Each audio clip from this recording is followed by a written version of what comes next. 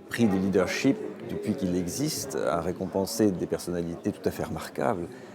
Alors d'être sélectionné soi-même dans un groupe de nominés qui était lui-même incroyablement, je dirais, pertinent, c'est un honneur immense. Donc l'émotion, elle traduit tout simplement un peu la surprise et en même temps cette acceptation d'une reconnaissance qui vous touche. Si on a comme objectif, comme on peut tous l'avoir, mais moi en particulier, d'apporter un peu de bien-être aux équipes qui vous entourent, qui se lèvent le matin en se disant qu'elles sont heureuses d'aller travailler dans leur entreprise parce qu'elles ont un sens à ce qu'elles font, la façon de le faire, l'autonomie qui peut leur être accordée dans un cadre à peu près intelligent et bien compris, est une façon extraordinaire de bouleverser cette relation et de rendre la personne totalement impliquée dans son aventure professionnelle.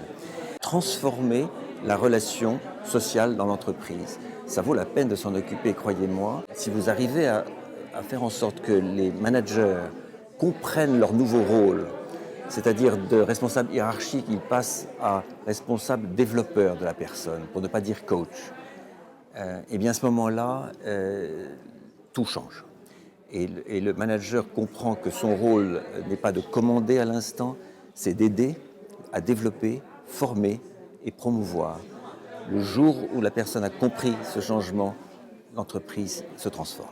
Je crois que, au-delà de la transformation dont je vous parle, c'est de nature, de façon très heureuse d'ailleurs, à améliorer sensiblement les performances et les compétitivités de nos entreprises dans les pays matures, en particulier dans notre pays. Et cette libération des esprits, cette libération des énergies va transformer notre pays. Vous allez voir, je suis peut-être trop optimiste en vous le disant, mais je le crois profondément. Le plus dur, c'est de briser les premières glaces du classique « c'est pas possible ». Et il faut en vouloir à personne d'ailleurs, parce que les personnes qui vous disent cela ont été formées différemment pendant des années et des années. On ne peut pas leur en vouloir. Et donc le travail et le courage qu'il faut, c'est de leur dire, eh bien, on va quand même essayer, et je vais commencer par vous, et on va faire le travail ensemble nécessaire pour vous amener vous-même à promouvoir ce type de transformation. Si vous ne faites pas cette étape-là auprès de votre propre environnement, si vous n'êtes pas exemplaire, c'est pas facile, hein, croyez-moi, et on peut se tromper, eh bien vous n'aurez rien.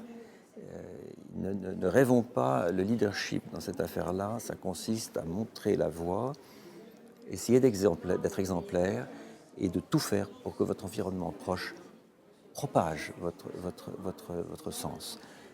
Et le jour où vous sentez que c'est arrivé, vous avez un vrai bonheur, vous-même cette fois-ci. C'est un bonheur personnel, je vais le garder un peu au fond de moi-même, enfin de mon cœur. Bien entendu, je ne vais pas en faire, je dirais, une grande histoire. Mon entourage le saura bien sûr et je leur dirai à quel point je leur dois ce prix. Ils le savent. Au-delà de ça, ça ne fait que confirmer l'intuition que je peux avoir dans certaines étapes de management importantes. Et de ce point de vue-là, ça me conforte et donc ça me fait beaucoup de bien. Je pense que ce bien, je vais le garder pour moi et si ça me rend un peu plus sûr de moi encore dans les années qui viennent, eh bien, tant mieux.